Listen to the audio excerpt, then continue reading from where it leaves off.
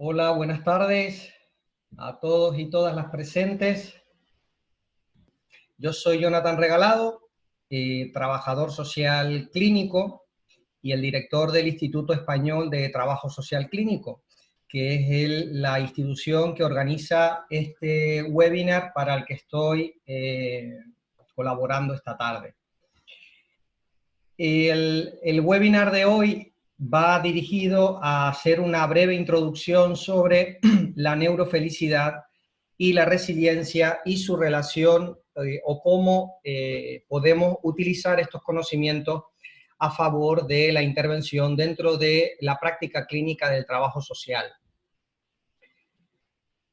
Muchos y muchas de ustedes ya estuvieron en la semana pasada en el webinar de trabajo social clínico, de qué es el trabajo social clínico. Posiblemente hay alguno o alguna de ustedes que todavía no conocen en profundidad esta especialidad, por lo tanto les invito a que puedan escuchar y disfrutar del webinar de la semana pasada, que lo pueden encontrar en nuestra página web o en nuestro canal de YouTube, Instituto Español de Trabajo Social Clínico. Bueno, pues seguro muchos y muchas de ustedes ya han escuchado, ya han oído hablar en la última década, porque ha habido un auge muy importante de la neurociencia. También del paradigma de la resiliencia. El que ha hecho formación conmigo seguramente ya está cansado de escucharme el paradigma de la resiliencia. Pero es que es un paradigma transversal en el trabajo social contemporáneo que atraviesa hoy en día a prácticamente todos los modelos de intervención, y aquella intervención que no tenga o no esté basada, al menos en una parte, en el marco teórico de la resiliencia, puede estar corriendo el riesgo de ser altamente ineficaz y de únicamente convertirse en un abordaje paliativo. Entonces, esta charla de esta tarde va a exponer de manera breve el concepto de neurofelicidad, de qué se ocupa esta rama de la neurociencia, el concepto de la resiliencia y cuáles son los factores que explican la expresión de la resiliencia en el ser humano. Vamos también a conocer, para el que no lo conozca ya, el instrumento de evaluación de la resiliencia que se llama Escala de Resiliencia SVRES. Y también haremos un repaso por estrategias de intervención que nos pueden servir para integrarlas dentro de modelos de intervención de trabajo social para mejorar el bienestar psicosocial de las personas con las que intervenimos, evidentemente desde el enfoque de la neurofelicidad y de la resiliencia. Muy bien, pues vamos allá. Pues, ¿qué es esto de la neurofelicidad? La neurofelicidad es una rama, una disciplina de la neurociencia que está aplicada a estudiar las bases, los fundamentos de la felicidad, es decir, cómo consigue la gente ser feliz. Explicado evidentemente desde las bases hormonales, neurológicas, fisiológicas del organismo, ¿no?, del ser humano. Y cómo esto impacta, es decir, estos niveles de bienestar subjetivo, de felicidad y calidad de vida, cómo esto repercute, para bien o para mal, en la salud física, la salud mental y las relaciones sociales.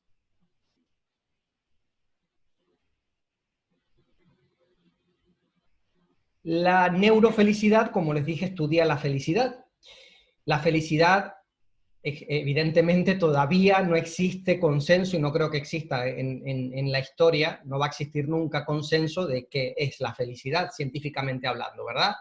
Existen algunos consensos en grupos de determinados científicos que parten de un marco teórico común. Hoy en día se puede entender la felicidad como el predominio de la frecuencia de emociones o experiencias emocionales positivas sobre las negativas. La felicidad está radicalmente determinada por la calidad de vida de esa persona. Y la calidad de vida, evidentemente, como ya sabemos muy bien desde el trabajo social, dado que nuestro objeto disciplinar es la interacción de las personas y sus entornos, sabemos perfectamente que la calidad de vida está determinada y explicada no solo por factores subjetivos, intrínsecos, intrapsíquicos, sino también por factores objetivos y ambientales, donde entran los factores económicos, laborales, políticos e incluso medioambientales en esta calidad de vida. Por lo tanto, el trabajo social tiene mucho que hacer, mucho que opinar y tiene un alto nivel de conocimiento acumulado a través del más de siglo de historia que tiene como disciplina científica y también profesión sobre los determinantes de la calidad de vida. Es por eso que nos interesa cómo la calidad de vida se relaciona con la salud y en este caso con la neurociencia y la resiliencia, porque de esta manera podemos mejorar muchísimo la calidad de nuestras intervenciones con la finalidad de ganar en eficacia, en eficiencia y también en satisfacción por parte de las personas que reciben nuestros servicios. La felicidad está determinada fundamentalmente por factores que se pueden encuadrar dentro de 3 ejes o dimensiones. Factores psicológicos, emocionales y también físicos que tienen que ver con la salud. Factores sociales que tienen que ver fundamentalmente con las interacciones sociales que mantienen los sujetos y también ambientales, que en esto tiene que ver con la satisfacción de necesidades fundamentales, la situación residencial y la calidad de la vivienda, aspectos relacionados con la política, con el bienestar económico, la calidad de vida y el estado de bienestar, fundamentalmente, del entorno, la sociedad en la que viven los sujetos. Por lo tanto, la felicidad, como es frecuente que veamos en redes sociales, en prensa también, en medios de comunicación, promover el concepto de felicidad, incluso de resiliencia, desde enfoques psicologizantes, donde venga con humor lo solucionas todo, optimismo, humor y bienestar subjetivo. Hay una psicologización excesiva de la vida cotidiana y esto es el paradigma americano, ¿no? Yes, you can, esto como yo soy omnipotente y con sentirme bien, ser inteligente, tener humor y optimismo parece que solucionan todos los problemas, independientemente de los factores sociales y ambientales que rodean mis circunstancias. Esto es caer en el reduccionismo. Dado que la felicidad no depende únicamente de factores emocionales, intrapsíquicos y psicológicos, sino también sociales y ambientales, las disciplinas que nos ocupamos de investigar y estudiamos activamente la interacción del sujeto y sus entornos, como el trabajo social, tenemos que estar en la investigación de la felicidad y tenemos que estar en la utilización de estos avances científicos para nuestra intervención. Por lo tanto, la felicidad no es exclusiva de disciplinas como la psiquiatría, la psicología u otras disciplinas que se ocupan de la conducta humana. ¿Por qué es importante el estudio de la felicidad?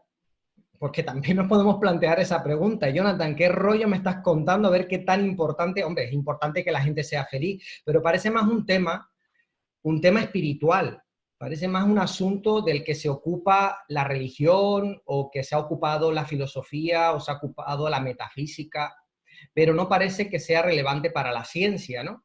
Es muy relevante para la ciencia. Es muy relevante para las disciplinas que estudiamos al ser humano y cómo el ser humano se realiza socialmente para que pueda alcanzar altas cotas de bienestar psicosocial. Es importante porque está demostrado científicamente que la felicidad influye y genera estados emocionales positivos. Bienestar subjetivo. Permite al sujeto generar bienestar subjetivo. Este bienestar subjetivo tiene un impacto directo en múltiples variables. Está investigado cómo la felicidad, el estudio de la felicidad afecta a la neuroplasticidad, es decir, a cómo pues, se generan nuevas neuronas o nuevas conexiones neuronales. Está investigado cómo influye incluso la felicidad en la genética. La epigenética es el estudio de cómo se modifican los genes y cómo esto repercute luego en los estados de salud física y mental. Y está comprobado científicamente que hay una correlación entre la felicidad y la genética y los genes.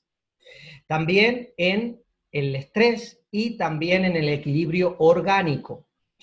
En este caso, esta diapositiva que les estoy presentando nos habla cómo influye en la regulación del estrés y en el equilibrio orgánico, por tanto, porque tiene un efecto directamente relacionado con la disminución de los niveles de cortisol. El cortisol es una hormona que está implicada directamente en el sufrimiento del estrés, tanto del distrés como del estrés. El hecho de tener menos cortisol, de tener los niveles de cortisol controlados, esto, a fin y al cabo, repercute positivamente en tener menos riesgo de sufrir determinadas enfermedades cardiovasculares, metabólicas y también en el sistema inmune, incluso en el sistema reproductor humano. Influye muchísimo también en la sexualidad. Veamos en qué más nos ayuda la felicidad. Aquí son los 4 grandes ejes: neuroplasticidad, como decía, epigenética, equilibrio orgánico y control del estrés. Por lo tanto, con nuestras intervenciones, poder contribuir a la felicidad del ser humano, con esto estamos generando las bases para que aumente la salud y, por lo tanto, la longevidad de las personas para las cuales nos dedicamos nuestras intervenciones, el trabajo social. Bien, esto es un breve resumen para que puedan quedarse con esa miel en los labios y, si les apetece, puedan profundizar en el contenido teórico y las bases de la neurofelicidad y también de la neurociencia aplicada a las ciencias sociales y a las ciencias humanas. Veamos ahora de manera breve el concepto de resiliencia.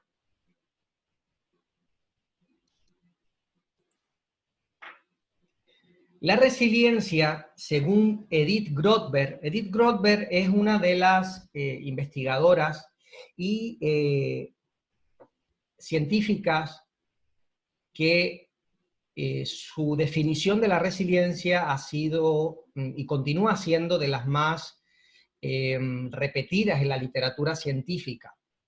Uno de los modelos que creó sobre la resiliencia, basado en 3 ejes fundamentales: yo soy, yo tengo y yo puedo,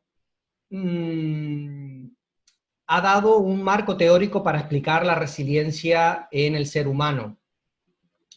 Edith Grothberg define la resiliencia como la capacidad de, ante una adversidad, poder hacer estas 3 cosas. Afrontar la adversidad. Yo estoy frente a una montaña altísima, hace calor, llevo poca agua y estoy un poco cansado, pero aún así decido subir la montaña, afronto la adversidad, ¿sí? Pero puedo no superarla, es decir, por el camino puedo volverme para detrás o llamar al 112 y que me venga a buscar un helicóptero en la cima de la montaña porque ya no puedo más. Es decir, no lo he superado. Pero la resiliencia consiste también en superar esa adversidad. El que queda por el camino, evidentemente, no ha superado esa adversidad, por lo tanto, a priori no cumple con las condiciones de una conducta resiliente. Por lo tanto, afronto, supero, es decir, subo y bajo la montaña, pero si yo al bajar la montaña miro para detrás y digo a la gente que me venía acompañando o si iba solo, a mí no me vuelven a coger para una caminata de esta, no quiero volver a saber de montañas, no quiero volver ni siquiera a, no sé, el Parque Nacional del Teide, por poner algún ejemplo, si fue el Teide la montaña que subí. Es decir, niego completamente sobre esa adversidad y no quiero volver a oírla nombrar, no quiero oír nada que se relacione con esa adversidad. En este caso, no ha habido ningún tipo de aprendizaje, no he salido fortalecido de esa adversidad y, es decir, no he ganado algo que contribuya a fortalecerme y a ayudarme a hacer frente mejor a futuras adversidades. Por lo tanto, resiliencia no es solo afrontar y superar, que es lo que tradicionalmente ha estudiado la psicología como el afrontamiento. Afrontamiento no es resiliencia. No solamente es afrontar y superar, hay también que salir fortalecido. El ser humano y esa persona tiene que haber aprendido algo de esa adversidad que le resulte de utilidad para su vida en el momento actual y le haya permitido crecer de la adversidad, ¿no? En su momento se asoció la resiliencia, bueno, de hecho el término, la etimología del término resiliencia procede de resilio, ¿no?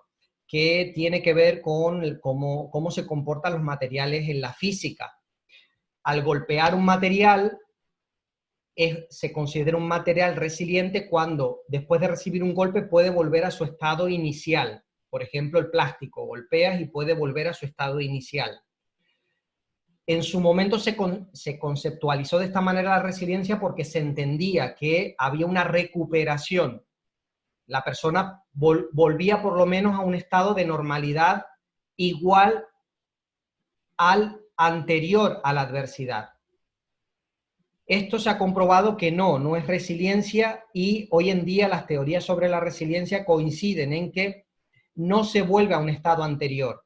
Hay un crecimiento a partir del trauma o a partir de la adversidad. Y esto lo demuestra la evidencia científica de innumerables sujetos, niños, niñas, hombres y mujeres de cualquier edad, nacionalidad, etnia, diversidad, raza, nacionalidad, orientación sexual del mundo. Entonces, 3 elementos: afrontar, superar y salir fortalecido. Esos son los 3 elementos de la resiliencia. ¿Y cuáles son los factores? Es decir, ¿cómo consigue un ser humano ser resiliente? ¿A qué se debe? ¿Cómo consigue ser resiliente? En este caso, resulta inapropiado denominar o decir que un ser humano, una persona es resiliente. Lo conveniente es decir que esa persona está expresando resiliencia actualmente, porque la resiliencia no es una característica de la personalidad, es un resultado que se consigue, pero que en ese momento la persona puede estar manifestando resiliencia para un problema en la pareja, pero estar hundida por un problema en el trabajo. En el mismo momento, no está expresando resiliencia para un problema en el trabajo. O puede expresar resiliencia en un diagnóstico de cáncer, afronta, supera y sale fortalecida de ese cáncer, pero a los 6, 7 años con un nuevo diagnóstico venirse abajo. Entonces, la resiliencia no es algo que se consigue, es algo procesual y dinámico. En esa característica coinciden muchísimos autores de la resiliencia. Es algo procesual y dinámico, por lo tanto, no es que soy resiliente, me colgué la medalla y venga, échame todo lo que sea encima, que con todo puedo para toda la vida. No es así. Otro de los mitos relacionados con la resiliencia es su relación con la resistencia. Y es que se asocia a las personas que han expresado resiliencia o se les confunde con personas fuertes o resistentes. Es cierto que son personas que suelen manifestar una fortaleza importante. Pero eso no quiere decir que no sufran.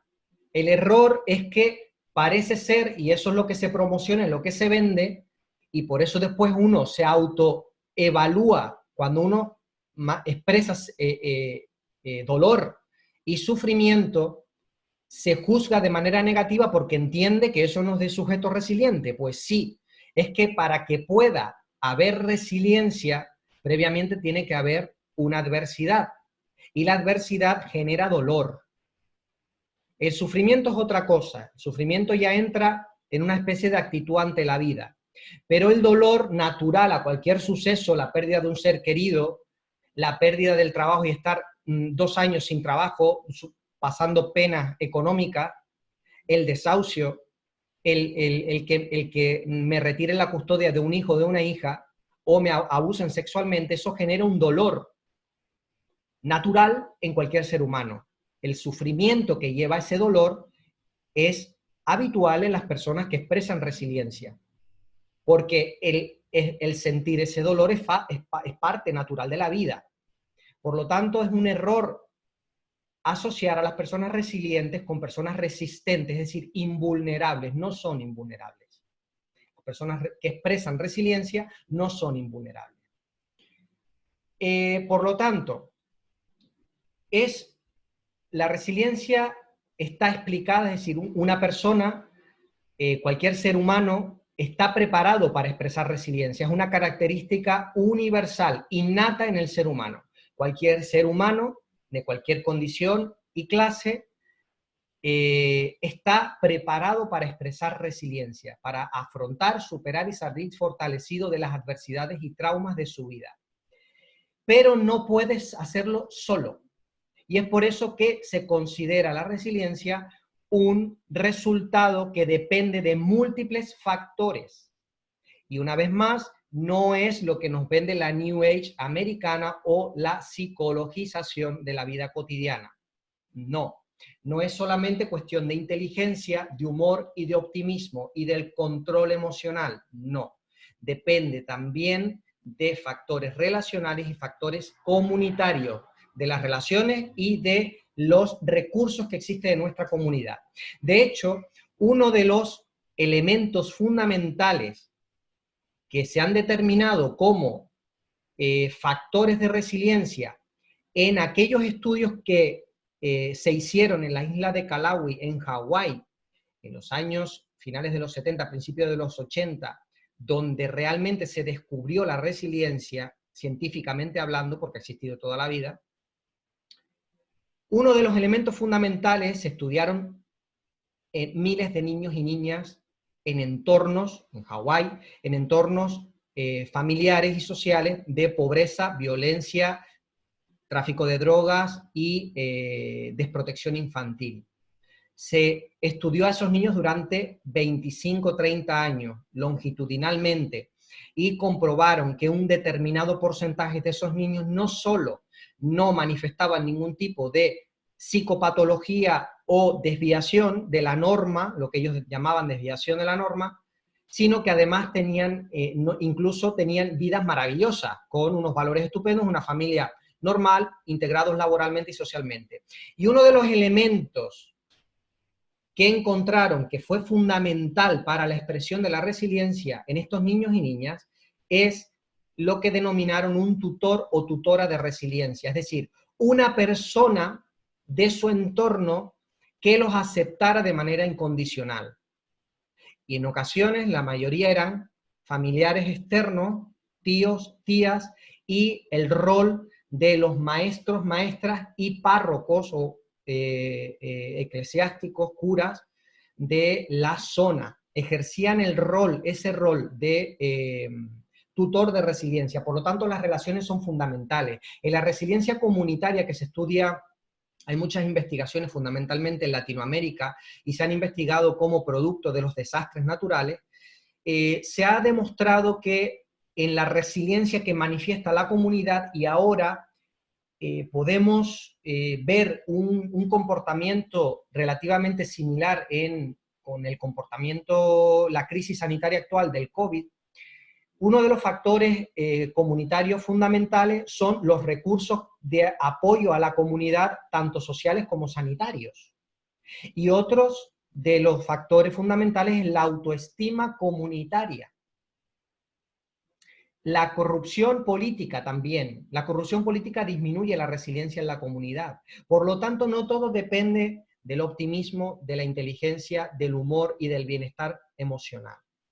En este sentido, como expertos en trabajo social y especialistas en trabajo social clínico, nosotros como profesionales entendemos profundamente, mucho mejor que otras disciplinas, cómo funcionan los factores relacionales y comunitarios y estamos legitimados socialmente para hacer prescripción de prestaciones, ayudas, recursos sociales y servicios sociales para poder contribuir a la felicidad y la resiliencia de los seres humanos. Aparte de que, como trabajadores sociales y trabajadoras sociales clínicos, disponemos de métodos terapéuticos, psicoterapéuticos, de consejería, orientación y también defensa de casos para poder promover e influir en los factores personales.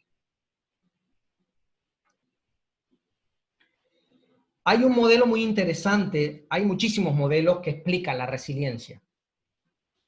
Muchos de esos modelos parten de una perspectiva individualista, donde se alude prácticamente y de manera casi exclusiva a factores personales para explicar la resiliencia. El modelo interaccional de la resiliencia de Eugenio Saavedra, que está expuesto de manera muy interesante en su tesis doctoral. Eugenio Saavedra es chileno, un psicólogo chileno que estudió su doctorado aquí en España. Y el modelo interaccional de la resiliencia nos cuenta, él hace una integración entre su modelo, su propuesta teórica sobre el estudio de la resiliencia, lo integra con el modelo de la autora que les comentaba al principio de esta charla, Edith Grothberg. Él entiende que para que un sujeto, una persona, manifieste una conducta resiliente, para poder llegar a eso, se debe de tener unas condiciones de base. Estas condiciones de base van relacionadas con la vinculación, la identidad del qué soy, ¿sí? O cómo me defino, y la afectividad, que esto tiene que ver con el manejo del humor y de las emociones. Pero como ven, hay un elemento relacional que son los vínculos afectivos, en esto tiene que ver mucho el apego de las primeras etapas de la vida, la identidad y la afectividad. Por lo tanto, la resiliencia depende de tener unas condiciones de base, tener una determinada visión del problema, cómo percibo el problema, cómo me percibo a mí mismo y cómo respondo ante el problema. De esto depende la respuesta resiliente. De unas condiciones de base, que serían los cimientos de cualquier ser humano para poder responder con resiliencia ante cualquier adversidad, de una visión del problema, de cómo me percibo a mí mismo ante ese problema y cómo respondo proactivamente ante ese problema. Todo esto no depende únicamente del sujeto que manifiesta resiliencia, porque cómo percibo el problema, cómo me percibo a mí mismo y cómo entiendo lo que debo de hacer ante este problema está construido socioculturalmente. Por poner un ejemplo, está prescrito en nuestra cultura occidental que cuando un ser querido muere, vamos a pasar un año catatónico. Las fases del duelo, 1, 2, 3, 4, 5, un año y medio catatónico, que me va a costar salir adelante, hay que llorar, especialmente las mujeres, los hombres un poco más prohibidos, todos estereotipos de género, ¿no? Pero ya hay una prescripción social, es decir, ya nos han dicho, hay que llorar al ser que se va, hay que hacer un duelo, esto es difícil, es doloroso, muy doloroso y va a tardar en irse, ¿sí? En otras culturas no es de esta manera, incluso se celebra la muerte por determinada construcción sociocultural. No estoy diciendo con esto que la forma en la que se interpreta la muerte o se afronta la muerte sea mejor en una cultura que otra, pero que si hay una diversidad cultural en cómo se entiende la muerte y cómo se afronta, quiere decir que esto no es la forma en la que afrontamos la muerte no está preestablecida naturalmente, sino que depende de construcciones socioculturales en un porcentaje. Evidentemente hay otro porcentaje de dolor natural que puede que tenga una explicación algo más psicológica o incluso bioquímica. Pero en este sentido, quiero que entiendan que la resiliencia depende de cualquier afrontamiento de cualquier ser humano ante una adversidad, depende de lo que la sociedad, las normas culturales y los patrones culturales y sociales del entorno donde está inmerso también prescriben. Entonces, entenderlos es fundamental, y ahí está la competencia cultural del trabajo social. Nosotros tenemos un alto conocimiento, especialmente los que estamos especializados en trabajo social clínico, porque nos interesa muchísimo cómo las variables ambientales influyen en la subjetividad humana, y estudiamos cómo las variables ambientales influyen en la subjetividad humana y cómo podemos, utilizando las variables ambientales, provocar cambios en la subjetividad humana. Pues la resiliencia, desde el modelo interaccional de la resiliencia de Eugenio Saavedra, está explicada por estos 12 factores que no les voy a contar porque es un rollo. Les invito a profundizar en ellos, la literatura que les puedo sugerir si me escriben, al correo tsclínico@gmail.com, ahí les puedo dar bibliografía. No obstante, en nuestra formación tanto de fundamentos y prácticas del trabajo social clínico como en la formación que ya llevamos 6 años con esta formación, más de 26 ediciones, cómo hacer un diagnóstico social, ahí entrenamos a nuestro alumnado en la administración y evaluación de instrumentos de medición estandarizados, escalas, test y cuestionarios, entre los que está este cuestionario, ¿vale? Este instrumento de medición. Como ven, hay factores personales, factores relacionales y factores comunitarios. Dentro de los personales podemos encontrar la identidad, podemos encontrar la afectividad o el aprendizaje. Dentro de los sociales y comunitarios podemos encontrar el factor 5, que es los vínculos, las redes en las que estamos inmersos, también los modelos. Muy bien. Pues resiliencia y felicidad son una pareja que debería de ser casi inseparable en el conocimiento que tenemos del ser humano y a la hora de aplicar intervenciones que vayan dirigidas a aumentar el bienestar psicosocial de las personas, grupos y familias con los que intervenimos. Hay una correlación directa entre resiliencia y felicidad, por eso promoviendo una vamos a conseguir mejoras en la otra y viceversa. Es muy importante por eso entenderlas y poder tener metodologías que nos ayuden a intervenir con ellas. ¿Por qué? Ustedes dirán, ¿y qué me va a aportar? ¿Qué va a aportar realmente al trabajo social? Conocer, formarnos en estas disciplinas y desarrollar intervenciones basadas en el conocimiento teórico y científico de estas disciplinas. Pues por eficacia. Eficacia quiere decir que vamos a conseguir los objetivos que nos proponemos.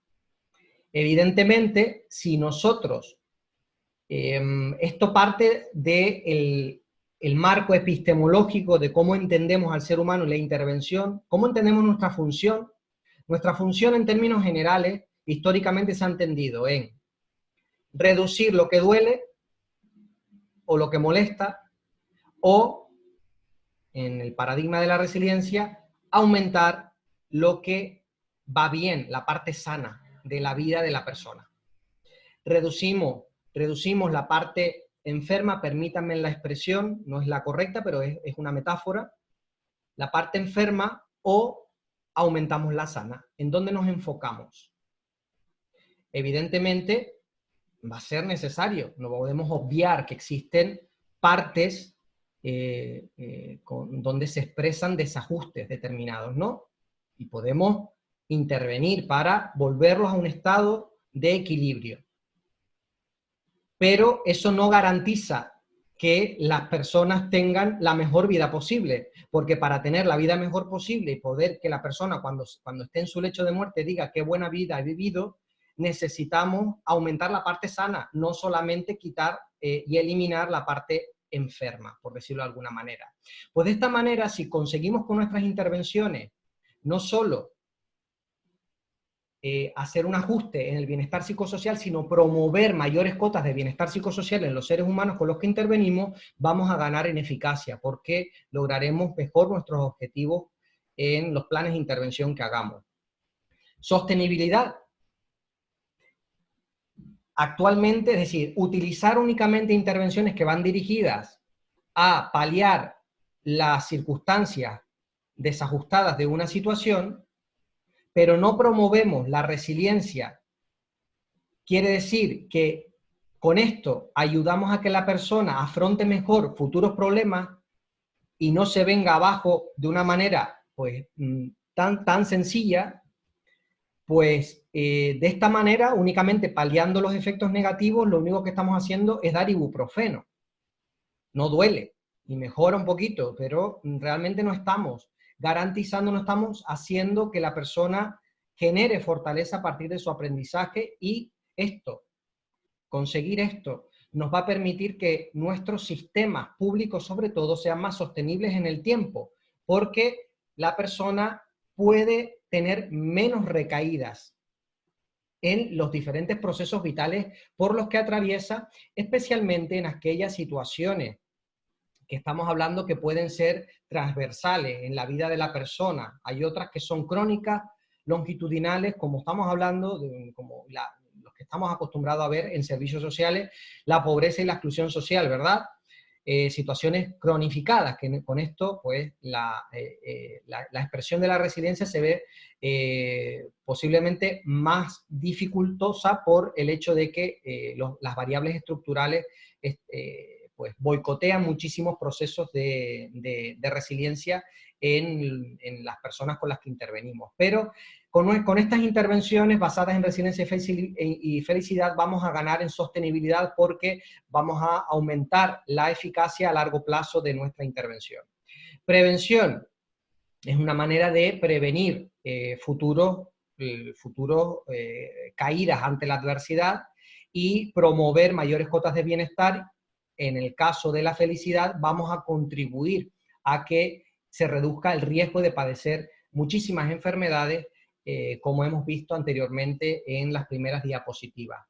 Reduciremos con ello también la demanda asistencial.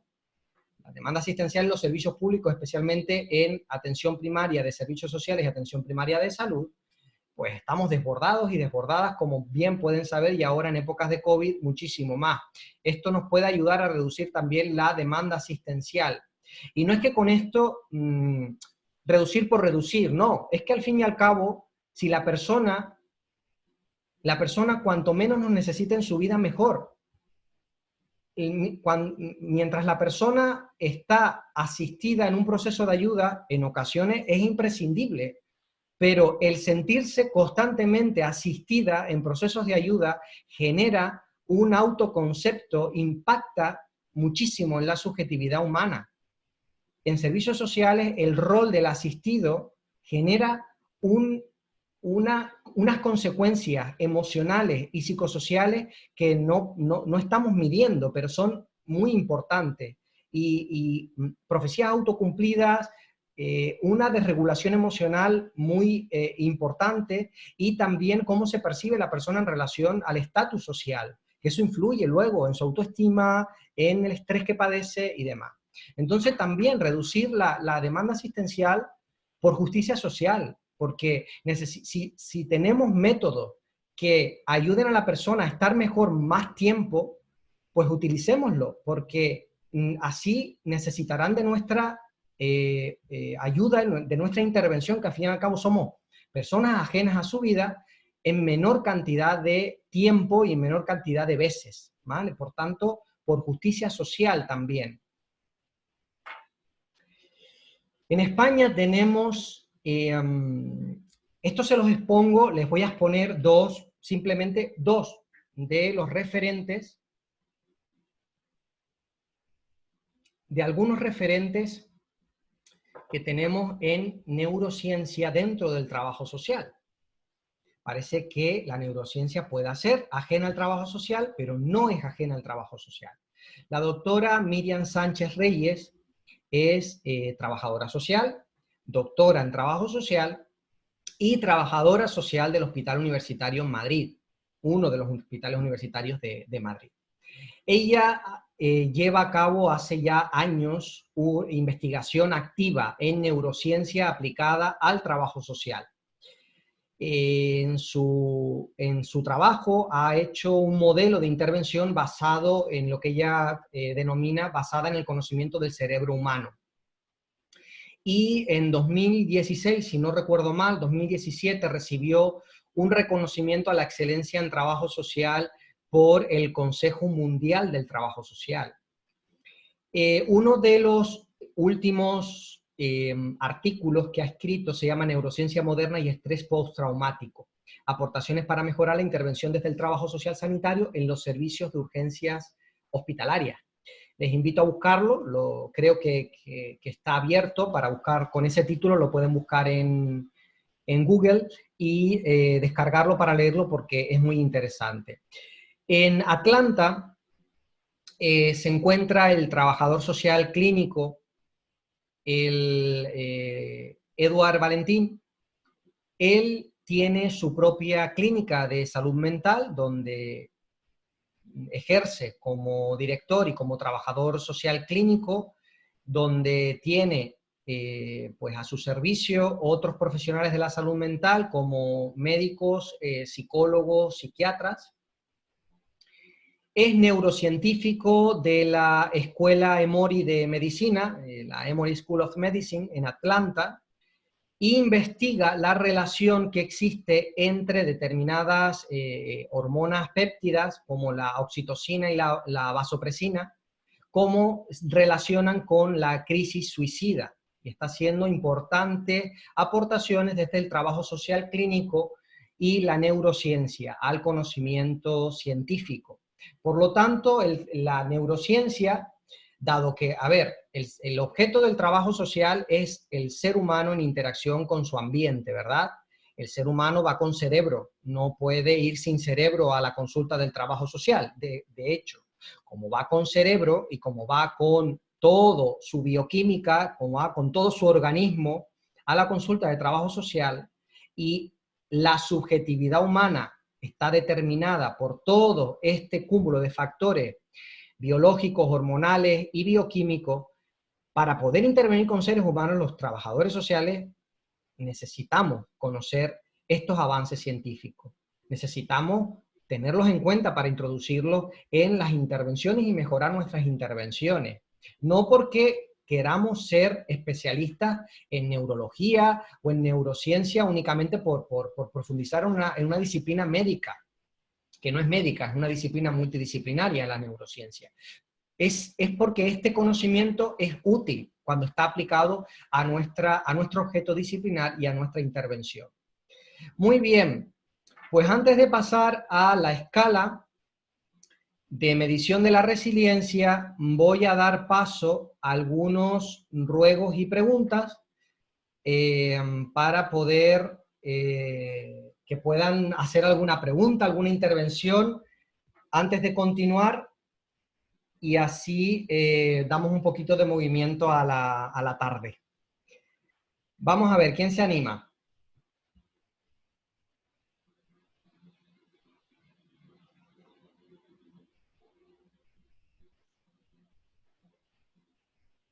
Que desea hacer alguna pregunta puede levantar la mano o hacerla en el apartado de preguntas y respuestas.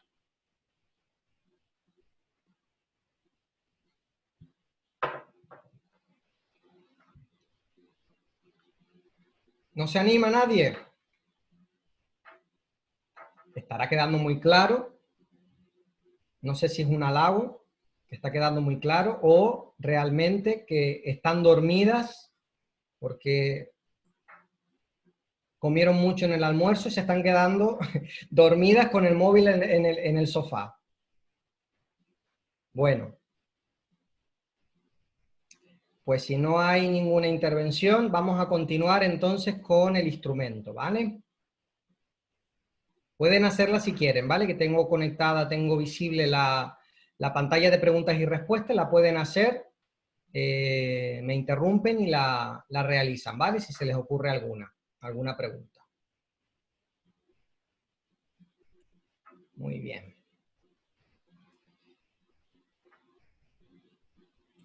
Vamos a continuar entonces. Bien, pues la escala de resiliencia SVRES es un instrumento de medición estandarizado que fue diseñado por el mismo autor que diseñó el modelo interaccional de la resiliencia. SV es de los autores Saavedra y Villalta.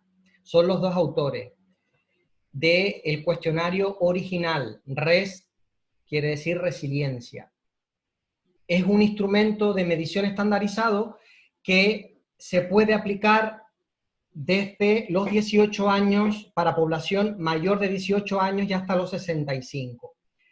Realmente está comprobado, ¿no?, su validez en este rango de población. No quiere decir que no pueda aplicarse en otros rangos de población diferentes a este, pero no hay evidencia científica de que sea válido en estos contextos. Válido entre 18 y 65 años. La escala original de este instrumento tenía aproximadamente 60 ítems.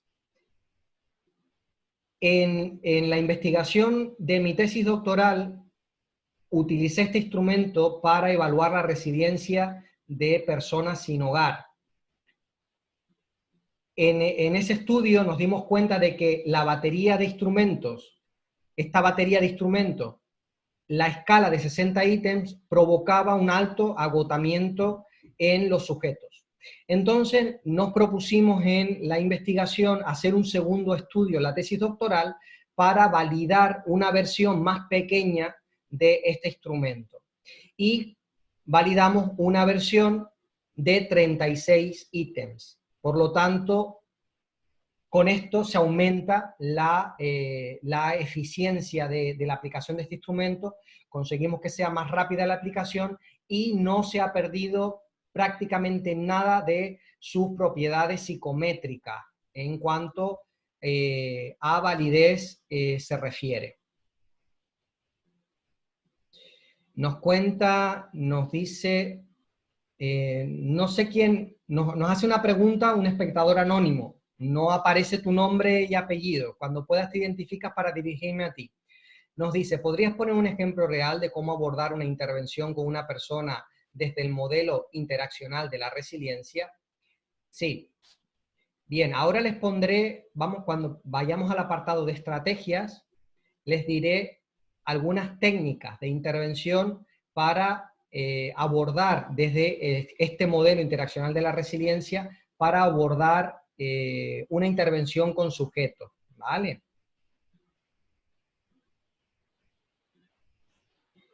Bien. Continuamos entonces. Les decía, la escala SVRES, en este caso la versión reducida de 36 ítems, tiene en consideración no solo los factores personales, sino también los individuales, los sociales y los comunitarios, perdón. Los 12 factores que vimos en el modelo interaccional de la resiliencia. Se evalúan los 12 factores y aquellos 4 ejes. Se pueden valorar también los 4 ejes. Los factores de base, la visión de mí mismo, la visión del problema y la respuesta resiliente. Nos permite evaluar el nivel de resiliencia y los perfiles de resiliencia. ¿Qué quiere decir esto? Esto es muy interesante para la práctica clínica cotidiana, porque nos permite, nosotros podemos aplicar el instrumento a una persona y decir y poder distinguir qué nivel de resiliencia tiene, nivel bajo, medio o alto, ¿vale? El nivel bajo es por debajo del promedio de la población. Nivel medio se entiende que está en el promedio de la población, la misma que tiene cualquier persona, el mismo potencial de resiliencia que tiene cualquier persona. Y el alto es uno de los más interesantes porque es que tiene un potencial de resiliencia superior al promedio de la población, ¿vale? Entonces nos permite decir eso, aplicamos el instrumento y podemos saber en qué nivel se está, nivel bajo, promedio y alto. Esto realmente en términos generales es bastante útil, pero más bien para hacer un screening, para hacer un cribado, un triaje y poder ver en términos generales con grandes poblaciones de individuos o hacer un análisis rápido de un caso, qué nivel de resiliencia tiene. Pero si queremos hacer una intervención, nos interesa saber pues si realmente tiene más déficit en los factores relacionales, y en los relacionales a lo mejor el que presenta mayor déficit es el de vínculos o el de modelos, pero tiene bastante alto el de identidad y el de aprendizaje. Entonces nos vamos a agarrar en el de identidad y aprendizaje para poder promover la respuesta resiliente y vamos a aumentar los que están deficitarios. Esto nos permite también hacer, el instrumento nos permite ver en cada uno de los 12 factores en cuáles está el nivel bajo, medio y alto. Por lo tanto, nos permite hacer un perfil de resiliencia de cada uno de nuestros sujetos o de poblaciones grandes. El instrumento es útil tanto para la intervención clínica como para la investigación científica. Tiene una base teórica sólida y es acorde con el concepto de resiliencia contemporánea, ¿vale? Una resiliencia que, como les dije, es multifactorial, es multidimensional, es procesual y dinámica y tiene un alto componente sociocultural. Es 36 ítems, como les dije, en una escala tipo Likert del 1 al 5. Veamos el instrumento en este apartado. Este es el instrumento, ¿lo están viendo? Chicos, chicas, ¿están viendo ahora el instrumento? La escala. Díganme si lo están viendo en el apartado de preguntas. Vale, ya Lorena me dijo que sí. Ok, Yolanda también. Vale, perfecto, gracias, chicas. Bien. Como ven, el primer ítem, en esta barra de arriba, pueden ver yo soy, yo estoy. El yo soy, yo estoy corresponde a aquellas categorías que les había dicho de Edith Grotberg. El yo soy, yo estoy tiene que ver con las características personales, aquellos recursos personales de la resiliencia. Aquí está muy de acuerdo, en desacuerdo, ni acuerdo ni en desacuerdo, de acuerdo y muy de acuerdo. El muy en desacuerdo puntuaría un 1 y el muy de acuerdo puntuaría un 5, ¿vale? Y así es la escala, del 1 al 5 puntuaría de esa manera. Por lo tanto, si nosotros le administramos este cuestionario a una persona y la persona, el primer ítem dice, soy una persona con esperanza, la persona reflexiona y marca. Estoy de acuerdo, marcaría de acuerdo y en esto se le daría la puntuación de un 4. Soy una persona optimista respecto del futuro, diría muy de acuerdo, pues se le puntuaría un 5. Estoy creciendo como persona, en desacuerdo, pues se le puntuaría un 2. Y así sucesivamente con cada uno de los ítems. Como cualquier cuestionario, casi no lo digo, cualquier cuestionario. Aquí tendríamos el segundo eje, que es el yo tengo, que esto se refiere a las competencias interaccionales que denomina Edith Grotberg. las habilidades, que, no que tienen que ver con las competencias personales y en las relaciones sociales. Y por último, el yo puedo. Entonces, aquí tenemos los 36 ítems que corresponden para poder administrar la escala. Esta escala tiene la ventaja de que puede ser autoadministrada, quiere decir que se le entrega a la persona y la puede rellenar en casa perfectamente. Las personas que tienen habilidades tecnológicas, esto se puede hacer en un formulario de Google y se le envía por el móvil y la completa por el móvil. Se pasa un formulario de Google y se puede completar fácilmente. Así lo hago yo en la consulta privada con los clientes de trabajo social clínico. Se le manda por un enlace en Google Forms, se puede hacer y es muy sencillo y es muy intuitivo de rellenar. Puede ser autoadministrada o puede ser heteroadministrada, es decir, que lo complete el profesional haciéndole la pregunta a la persona. Esto pues es útil en contextos donde la persona tiene dificultades cognitivas o tiene alguna dificultad relacionada con el analfabetismo o alguna dificultad cultural o una barrera idiomática, ¿vale? Pero se puede utilizar como entrevista, parte de la entrevista estructurada también. Entonces, nosotros administramos todo esto, por lo tanto tendremos marcadas las 36 casillas con en un determinado puntaje. Haremos un sumatorio del resultado de los 36 ítems y sumamos la puntuación. Eso nos va a dar el nivel de resiliencia general que yo les comentaba. Como vimos, podemos utilizar este instrumento para dos formas. Un nivel de resiliencia general, bajo, medio o alto, o por perfiles, ¿sí? Que esto ya ahora les digo cómo se evalúa por perfiles. Esta escala la podemos encontrar para descargarla en algún lugar. Alba, me la puedes pedir, me la solicitas por email y te la envío, ¿vale? Bien, entonces, hacemos el sumatorio y en este cuadro se observan los puntos de corte.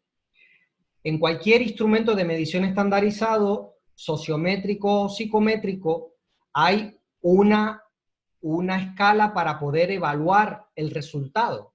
Nosotros vamos a tener un resultado numérico, pero ese resultado no sabemos qué significa hasta que no lo comparamos, lo contrastamos con algunas instrucciones que nos da cada instrumento para interpretar ese resultado. Entonces, solamente fíjense en este apartado, factor general, ¿vale? Factor general. Esto es el nivel general de resiliencia. Aquí vemos nivel bajo, nivel medio y nivel alto. Entonces, si el resultado de sumar toda la puntuación del instrumento, de las respuestas que nos dio la persona, el resultado numérico está entre 36 y 138, el nivel de resiliencia de esta persona es bajo. Si está entre 139 y 163 es medio y superior a 164 sería alto. ¿Bien? Muy sencillo. Sumamos, miramos el resultado final y lo comprobamos con los puntos de corte del factor general. Esto es el nivel de resiliencia general. Que nosotros queremos hacer una evaluación más al detalle, una evaluación de la resiliencia estableciendo cuál es el perfil de resiliencia de este sujeto en este momento. No es que esto es para toda la vida. En este momento, a la semana siguiente puede cambiar. Hay factores que se mantienen estables largos periodos de tiempo, incluso años, como el factor de identidad, ¿verdad? Pero ojo con tenerlo esto como una sentencia, porque la vida no es estática, la vida es dinámica. Podemos hacer una evaluación por factores. Entonces, veamos aquí, imagínense que yo quiero saber cómo está, por ejemplo, la persona en el factor vínculos. Me interesa saber cómo está en el factor de vínculos. Entonces, el factor de vínculos es el factor 5, el F5. Para que entiendan la lógica de cómo está estructurado el instrumento. Cada grupo de 3 ítems corresponde a un factor. El ítem 1, 2 y 3 al factor 1 identidad. El ítem 4, 5 y 6 al factor 2. 7, 8 y 9 al 3. Y así sucesivamente hasta el factor 12. Cada grupo de 3 ítems corresponden a un factor en orden, ¿verdad? Entonces, para yo saber cómo está la persona, por ejemplo, en el factor 1, tengo que sumar ¿qué ítems? Sumar el resultado de los ítems 1, 2 y 3. Si en el 1 marcó en desacuerdo, se le daría un 2, una puntuación de 2, ¿verdad? Si en el ítem 2, optimista con respecto al futuro, marcó muy de acuerdo, le daríamos un 5, ya tenemos 7 puntos. Y en el 3 marcó de acuerdo, le daríamos un 4. Por lo tanto, tendría 5, 9, 10 y 11 puntos en total, en esos 3 ítems. En esos 3 ítems tiene 11 puntos en total. Quiere decir que en el factor 1 tiene 11 puntos en total. Vamos a ver en la escala de corrección, en el factor 1, que es identidad, 11 puntos estaría entre 9 y 12. Por lo tanto, el nivel de resiliencia de esta persona en el factor de identidad es de 11 puntos. Medio, tiene un nivel promedio, al igual que el resto de la población. Ni para bien ni para mal. Está relativamente estable. Por lo tanto, es una fortaleza de las que nos tenemos que agarrar para intervenir. Y así sucesivamente con cada uno de los 12 factores. Para el de autonomía, iríamos a sumar la puntuación del factor 4, sí, del ítem 4, 5 y 6, y comprobamos con los puntos de corte. Y así sucesivamente. Así podríamos tener el perfil de resiliencia de esta persona. ¿Vale? Que nos interesa saber ya no solo el perfil por factores, sino nos interesa por dimensiones, que son las del modelo interaccional de resiliencia. En este sentido, me interesa mucho saber, porque a lo mejor, como la colega trabajadora social clínica del hospital el servicio de atención primaria en Barcelona, Carme Rovira Aler, es trabajadora social con especialidad en terapia racional emotivo-conductual y realiza investigación en este modelo de intervención, TREC, ¿verdad? A ella seguramente le interesará mucho, desde la perspectiva de la resiliencia, pues cómo son las cogniciones de este sujeto, la percepción de sí mismo, por ejemplo, ¿no? O cómo percibe el problema. Entonces, le interesará, como ven aquí, la dimensión de visión del problema. Voy a bajar un poquito para que puedan entenderlo. Miren aquí, en esta tabla. La visión del problema, que es este aquí, que estoy ahora subrayando, nos dice el modelo interaccional de la resiliencia que para poder medirlo hemos de tener en cuenta el factor 3, el factor 7 y el factor 11. Es decir, la visión del problema depende de que la persona se sienta satisfecha consigo misma y cómo responde ante la adversidad, de que tenga modelos a seguir y del aprendizaje que está sacando de la adversidad. Por lo tanto, con irnos al resultado del factor 3, factor 7 y factor 11, que ya tendremos las puntuaciones, pues a lo mejor este nos dio 10 puntos, este 4 y este 7, ¿vale? Y este resultado nos da 35 puntos, por ejemplo, ¿verdad? Sumando estos 3 factores. Entonces vamos a ver en la visión del problema si tiene 35 puntos, o pongamos que tiene 30 puntos. Pongamos que tiene 30 puntos. Visión del problema, 30 puntos. Por lo tanto, estaría entre el rango de 9 a 33, lo que quiere decir que el nivel de resiliencia en la dimensión de visión del problema es deficitaria, es bajo el nivel de resiliencia. Ella podrá aplicar la intervención a través de la terapia racional emotivo-conductual y luego aplicar nuevamente el instrumento de resiliencia al finalizar la intervención, antes y después, para comprobar la eficacia de la misma, por poner un ejemplo, ¿verdad? De esa manera podemos evaluar también las condiciones, las dimensiones de la resiliencia, estas 4 dimensiones. El resto no son ahora mismo pertinentes porque no estamos explicando el modelo de Grotberg, ¿vale? Entonces, con estas 2 ya tienen suficiente conocimiento como para poder sacar muchísimo jugo a este instrumento de medición, tanto para la intervención clínica como para la investigación. En este documento, evidentemente, porque si no sabemos lo que significa cada factor, nos cuesta interpretarlo. Pero ya el manual de resiliencia, el manual de esta escala, el manual creado por Eugenio Saavedra y Villalta, nos define cada factor. La definición del factor nos ayuda a entender al sujeto, a entender el momento en el que está, y también ya nos da la expresión para utilizarlo en el diagnóstico, en la evaluación, en los informes periciales, en los documentos que emitimos o incluso en el registro, en la historia social de la evaluación que hemos hecho, ¿vale? Ya nos da la narrativa y cómo expresar el resultado de esta evaluación. Por ejemplo, en el factor 5 de vínculo, si la persona, pongamos que tiene un nivel alto de resiliencia en vínculo, podríamos poner: doña Clotilde manifiesta un alto nivel de resiliencia en el factor de resiliencia de vínculos. Lo que quiere decir que los juicios que pone en valor la socialización primaria y redes sociales que tienen sus raíces en la historia personal, pues definen estructuras del apego que orientan los sistemas de creencias. Esto ya nos da el fundamento teórico para poder redactar nuestras evaluaciones y nuestros informes.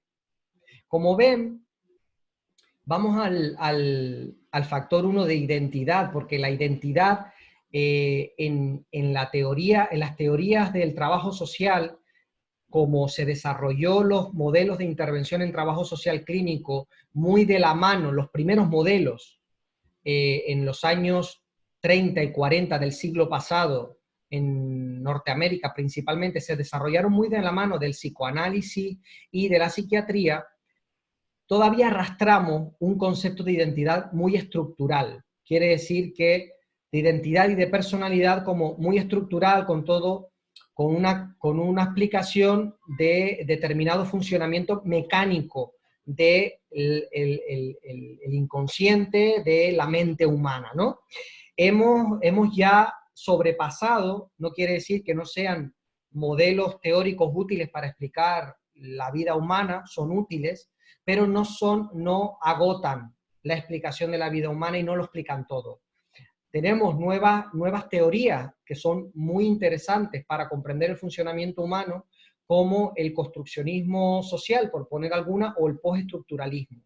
Y dentro de aquí, esto, como ven, este instrumento está creado y nos define la identidad, fíjense, como juicios generales sobre mí mismo, ¿tomados de qué? No de mi inconsciente, tomados de los valores culturales que definen al sujeto, es decir, cómo me defino yo de manera relativamente estable, pero yo me defino tomando los valores culturales. No me autodefino, no es una cosa mía creada como innovación. Mi forma de verme y de construirme es made in Jonathan únicamente. No. Es que esto está tomado de los valores culturales.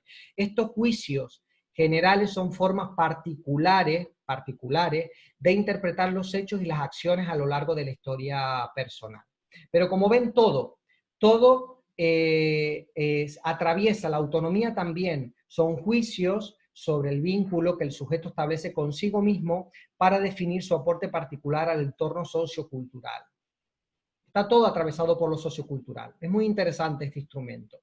Bien, pues esto es prácticamente todo lo que quería yo contarles sobre el SVRES, porque es algo breve, no podemos hacer algo muy extenso del instrumento porque nos llevaría demasiado tiempo y nos queda media hora para poder terminar este seminario. Les invito, si quieren profundizar en los instrumentos de medición estandarizados, pues a participar, si no lo han hecho ya, porque ya muchas de ustedes se han formado con nosotros en la formación de diagnóstico social o de fundamentos y prácticas del trabajo social clínico. Bien. Vamos por último con algunas estrategias para fomentar la resiliencia y la neurofelicidad desde el trabajo social clínico.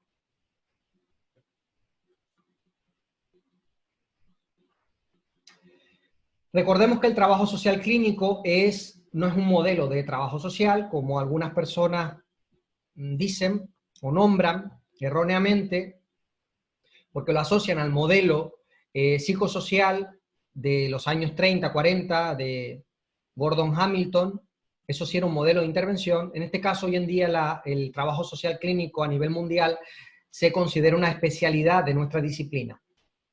Su objeto es la interacción entre el sujeto, entre la subjetividad humana y el entorno. Cómo interactúa la subjetividad humana con el entorno, se retroalimentan y se influyen dialécticamente.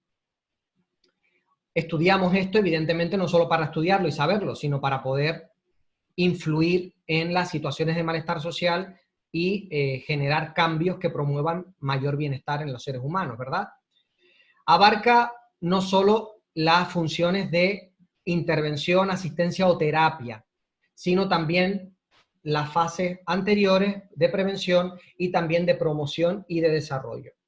Entre los servicios más habituales del trabajador o trabajadora social clínica está la terapia y la psicoterapia, la intervención social y familiar, la mediación, la defensa de casos, la gestión de casos y la provisión de recursos.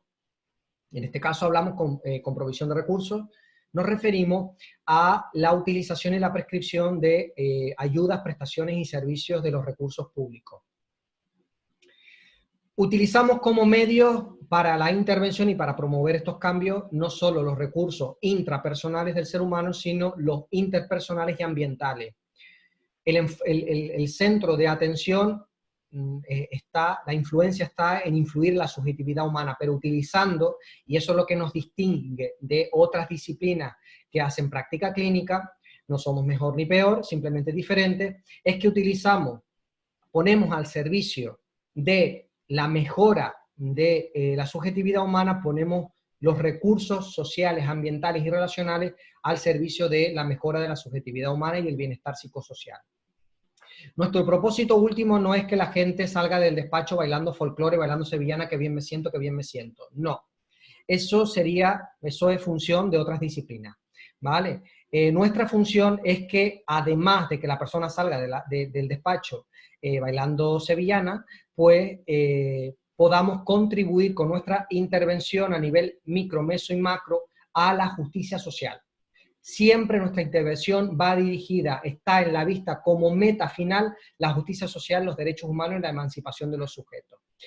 Entendida esta introducción sobre el trabajo social clínico, para el que no estuvo en la conferencia de la semana pasada, vayamos a algunas de las intervenciones en cuanto a neurofelicidad se refiere. Es interesante conocer cómo los estudios científicos de la neurofelicidad nos dan algunas claves para ayudar a través de modificaciones ambientales en el entorno en el que las personas se desenvuelven, ayudar a que obtengan mayores cotas de bienestar subjetivo, de felicidad y por lo tanto de calidad de vida. Y como vimos, la correlación que tiene luego todo esto con la salud mental, la salud física y las relaciones sociales. Nos dice que la luz, la temperatura, el color, el sonido o el tener plantas en esos entornos contribuyen a la felicidad. Es decir, con estas modificaciones que no implican prácticamente ningún tipo de intervención directa, cara a cara, mente a mente, a través de la palabra, o sea, no es un proceso de intervención directa, podemos contribuir muchísimo a la felicidad y, por tanto, a la resiliencia de las personas con las que trabajamos. Pensemos entonces en la intervención que hacemos en cuanto a vivienda se refiere. Intervención en adaptaciones de vivienda, prescripción de servicios o prestaciones para adaptar viviendas o mejorar las condiciones de habitabilidad de las viviendas de las personas con las que trabajamos.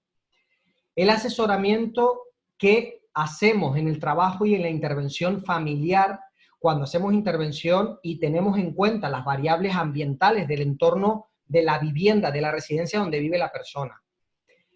En la intervención que hacemos cuando estamos dentro de recursos de la red asistencial de protección, como centros de menores, centros de residencias de personas adultas, personas mayores, centros de acogimiento de víctimas de violencia de género, hospitales y prisión, en cualquier espacio físico donde estamos ubicados los profesionales del trabajo social.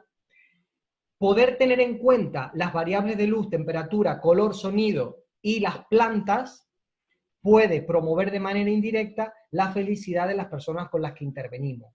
De nosotros y nosotras depende muchísimos planes, proyectos y programas que podrían contribuir a acondicionar los espacios, empezando por nuestro despacho, en los servicios sociales públicos o nuestro despacho privado, acondicionarlos de tal manera que podamos promover esto de manera puntual cuando acuda al despacho, pero aquellas personas que viven en entorno podemos trasladarlo a sus domicilios o trasladarlos al hospital donde pueden estar ingresados niños y niñas durante largos periodos de tiempo por procesos oncológicos, ¿verdad? Entonces, en cuanto a la luz se refiere, nos dice la investigación que la luz solar tiene efectos positivos en las emociones y en los sentimientos, porque aumenta los niveles de serotonina. Por lo tanto, no es baladí que propongamos, si una persona vive en una situación de arrendamiento, en una vivienda que no tiene suficientes niveles no tiene suficientes entradas de luz, ventanas fundamentalmente, que proporcionen una entrada de luz solar y la exposición de luz solar adecuada para esta familia. Si esta familia además está atravesando por determinados procesos de estrés o ya tiene unas enfermedades físicas asociadas, comorbilidades, no es baladí que nuestra intervención, en pro de que tenga un mejor ambiente, propongamos un cambio de residencia. Propongamos un cambio de residencia y promovamos, si está en nuestras manos, una prestación para alquiler para que esa persona cambie de domicilio. No es baladí que no tenga luz solar suficiente. Temperatura. La habitación donde se pernocta, donde se duerme, 25 grados de promedio sería lo ideal, con ventilación adecuada, temperatura adecuada y la calefacción cuando la temperatura únicamente baja de 20 grados. No es recomendable para otras temperaturas. Los colores, ya la psicología de los colores ha estudiado muchísimo cómo impactan en nuestras emociones. Los colores fríos proporcionan relajación, sosiego, tranquilidad, y los colores cálidos activan la respiración, animan y también suben la tensión. Por lo tanto, como en las recomendaciones que podemos utilizar en los procesos de intervención terapéutica con nuestros clientes, en los colores que llevan diariamente en su vestimenta, o qué colores ponemos en nuestros despachos, en nuestros espacios públicos. El Hospital del Niño de Madrid tiene muchísimo color azul dentro de sus paredes. Tiene un montón de colores. De hecho, tiene unas peceras integradas dentro de su estructura, porque fomentan la neurofelicidad. Las plantas disminuyen la ansiedad y alivian el estrés, porque aumentan el oxígeno y la hemoglobina en la corteza prefrontal. Esto también, las plantas ayudan a reducir las radiaciones, son absorbentes del ruido, del acústico, y tienen un efecto relajante. Limpian el ambiente y favorecen la autoestima. En esto ha investigado mucho la arquitectura biofílica. Vemos en muchísimas instituciones públicas donde se atienden, incluso en hospitales, en Noruega, Finlandia, donde se han integrado las plantas dentro de las instituciones sanitarias porque proporcionan todos estos efectos en la salud. Tengamos en cuenta entonces estos elementos para planificar nuestras intervenciones, nuestros proyectos, nuestros programas con las poblaciones con las que trabajamos. El sonido, la música produce liberación de dopamina en el cerebro, eso ya lo sabemos, lo que induce un efecto positivo. En pacientes con lesiones neurológicas, la ciencia nos dice que puede favorecer la neuroplasticidad. Tengamos en cuenta algo aún más importante, que es que el silencio tiene un impacto mayor en cuanto a relajación se refiere que la música. Por lo tanto, la prescripción de 20 minutos de silencio al día a nuestros usuarios, usuarias y clientes, sobre todo cuando están en procesos con altos niveles de estrés, es una recomendación útil que puede contribuir a mejorar el afrontamiento de la adversidad, la neurofelicidad, incluso, pues como ven, favorecer la neuroplasticidad. Veamos cómo en otra dimensión, en la dimensión ambiental y relacional, intervenciones que tienen comprobación de eficacia o efectividad en cuanto a resiliencia y neurofelicidad se refiere. El trabajo social clínico a nivel familiar por la eficacia que tiene en cuanto a los niveles de cohesión familiar, adaptabilidad familiar, respuesta a los niveles de estrés, la delimitación de límites, normas, convivencia. El trabajo social familiar influye muchísimo en la respuesta a la adversidad. Los grupos de apoyo, en cuanto a lo relacional se refiere, los grupos de apoyo mutua. Y como no puede ser de otra manera, garantizar la subsistencia básica en cuanto a alimentación, higiene, vestimenta y techo. Vivienda se refiere. Y en esto tenemos muchísimo que hacer los trabajadores y trabajadoras sociales. Por lo tanto, las prestaciones económicas, cuando están bajo el amparo de un programa de intervención con unos objetivos fundamentados, que vayan dirigidos a conseguir realmente cosas, no únicamente llenar la nevera, sino a promover mayores cotas de bienestar, las prestaciones económicas son un medio útil para promover la resiliencia y promover la felicidad, pero hay que entenderlo dentro de un contexto clínico y tener competencia para poder utilizarlo de manera eficaz.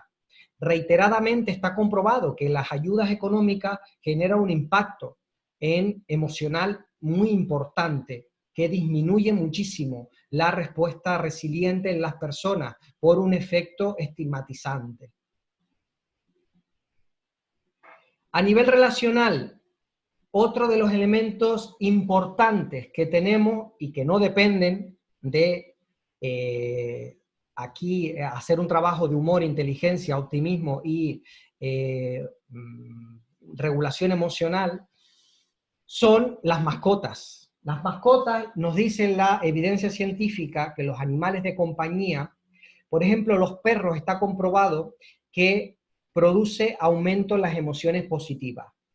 Provoca cambios hormonales, por ejemplo, aumento de los niveles de oxitocina y la reducción de la cortisona. Esto quiere decir que reducen el estrés y aumenta la relajación y los estados de calma. Veamos cuán de útil puede ser un montón de procesos. Recomendar un perro. ¿Por qué no podemos prescribir un perro en nuestro plan de tratamiento? ¿Cuándo vamos a empezar a considerar la prescripción de un perro? Como una prescripción clínica, porque sabemos el impacto que tiene, no solo a nivel de los niveles de reducción de cortisol en sangre, sino como vemos a nivel relacional, porque las personas con animales de compañía, especialmente aquellas que sufren de aislamiento, soledad no deseada, personas mayores, presentan mayor satisfacción con la vida y mejoras en medidas cardiovasculares y reducción de la soledad. ¿Por qué? Porque es que también pasear al perro ayuda a hacer relaciones sociales. Hay que sacarlo varias veces al día y nos ayuda a entablar conversación con otras personas. Proporciona apoyo emocional y social a través de la relación con el animal, mejorando secundariamente, evidentemente, la capacidad para hacer frente al estrés que provoca cualquier adversidad en la vida. Y mejorar, y esto nos dice la ciencia, los estudios, la recuperación después de sufrir enfermedades cerebrovasculares como un ictus, cáncer e infarto. Dentro de mascotas, fundamentalmente están estudiados, los más que están estudiados son perros y gatos, ¿sí? Pero también otras de otro tipo, como pueden ser pájaros y caballos.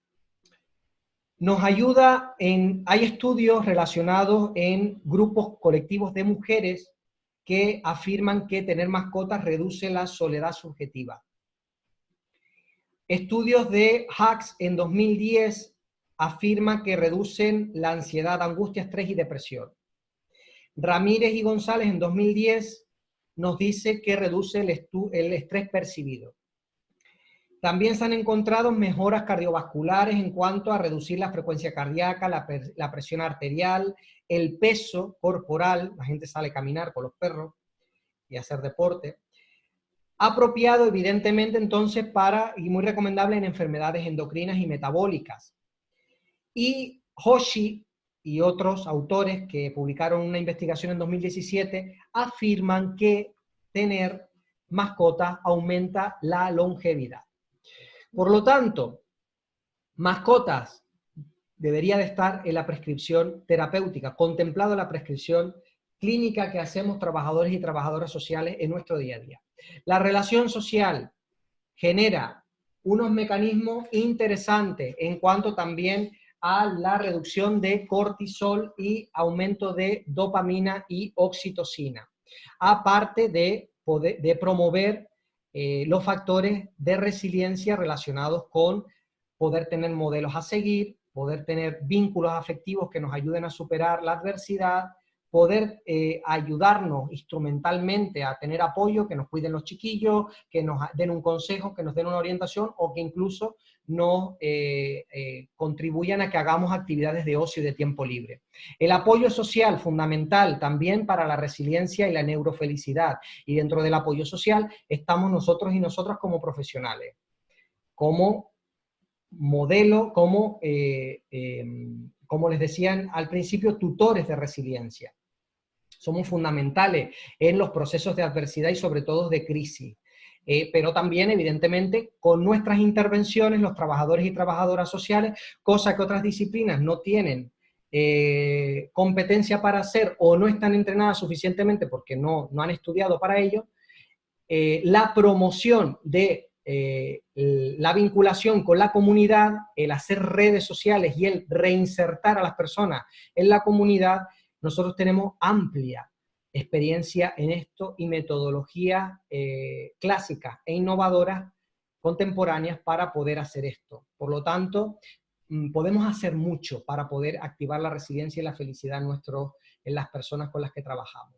Y por supuesto, a nivel relacional, el activismo, el que nosotros tenemos una perspectiva crítica de todas las adversidades por las que pasan los seres humanos, sean físicas, mentales o sociales. Y sabemos bien cómo impactan los dinamismos de opresión, de discriminación y de desigualdad en las enfermedades y en el bienestar subjetivo del ser humano. Una de las intervenciones que solemos hacer de manera frecuente es ayudar a que la persona